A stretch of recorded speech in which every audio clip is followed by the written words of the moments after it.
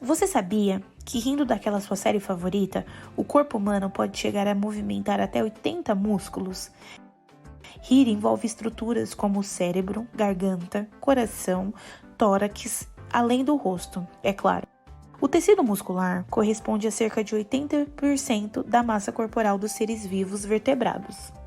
Esse tecido é composto por células longas, por isso são chamados de fibras, que contêm em seu interior grande quantidade de proteínas que geram as forças necessárias para a contração desse tecido, através do gasto de ATP. O tecido muscular é dividido em 3 tipos específicos, de acordo com suas características morfológicas e funcionais. O tecido muscular liso é formado por células longas e fusiformes, com núcleo único e não possuem estrias transversais, como as vistas nas células musculares estriadas, esqueléticas ou cardíacas. Se unem por uma rede de fibras articulares que garantem a contração simultânea de todo o tecido. Esse tipo de músculo pode ser encontrado nas paredes dos órgãos ocos, como o estômago, útero, bexiga e outros. O tecido muscular estriado esquelético é composto por feixes de células cilíndricas, muito longas, que podem chegar a vários centímetros de comprimento. Por serem longas, possuem diversos núcleos, tendo uma forma semelhante a um charuto, que estão posicionados nas periferias das células, deixando espaço no citoplasma para 4 proteínas diferentes, chamadas de miofibrilas: a miosina, a quitina, tropomiosina e troponina, e sendo a miosina e a quitina as mais abundantes. São esses que, visto no microscópio, formam as estriações e são responsáveis pela contração do tecido.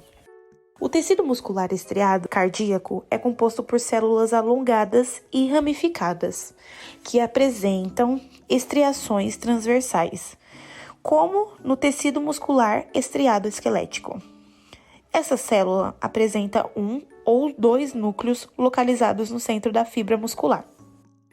As fibras musculares cardíacas estão unidas através dos discos intercalares, que têm como função transmitir os sinais de uma célula para outra, garantindo a sincronização da contração cardíaca e impedindo a separação dessas células durante o batimento cardíaco.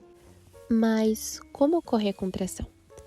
No músculo estriado esquelético, a contração se dá pela interação entre os 2 filamentos de proteína nos sarcômeros, a actina e a miosina. Enquanto o músculo está relaxado, o ponto de conexão entre os filamentos está ocupado por uma terceira proteína, denominada tropomiosina, que se encontra em volta nos filamentos de actina. Assim, para uma contração ocorrer, os neurotransmissores liberam o hormônio acetilcolina, que se liga nas proteínas da membrana da célula, o que causa um potencial de ação que é propagado até os túbulos T. O potencial de ação permite que os íons de cálcio entrem no retículo sarcoplasmático e se liguem na tropomiosina, que por sua vez libera o ponto de ligação da actina, liberando o sítio para que as cabeças de miosina a empurrem e a contração ocorra. A cabeça da miosina empurra os filamentos de actina. Isso causa o encurtamento dos sarcômeros, gerando a contração muscular. Para a movimentação da cabeça da miosina acontecer, é necessária a hidrólise, que consiste na quebra de uma molécula de ATP em ADP. Tipos de contração muscular. Contração do tecido muscular liso. Este tecido possui contração involuntária e lenta. Constitui a parede de muitos órgãos, sendo responsável por movimentos internos. Quando sentimos nosso estômago roncar ou temos soluços, conseguimos reparar nesses movimentos involuntários acontecendo dentro do nosso corpo. Contração do tecido muscular estriado esquelético. Esse tecido apresenta uma contração rápida e vigorosa. Essa contração é voluntária, ou seja, está relacionada à nossa vontade. Quando tomamos a decisão de mexer os braços ou piscar os olhos, são esses músculos que estamos colocando em ação. Contração do tecido muscular estriado cardíaco. Esse tipo de contração, como o próprio nome diz, ocorre apenas nos músculos do coração, sendo independente da vontade do indivíduo. Nos músculos do miocárdio, essa contração é vigorosa e rítmica, possuindo um grande metabolismo e necessitando constantemente de ATP. A fibromialgia é uma doença definida por um conjunto de sintomas, tendo como principal dores musculares, que ocorrem principalmente ao redor das articulações e tendem a piorar quando está frio.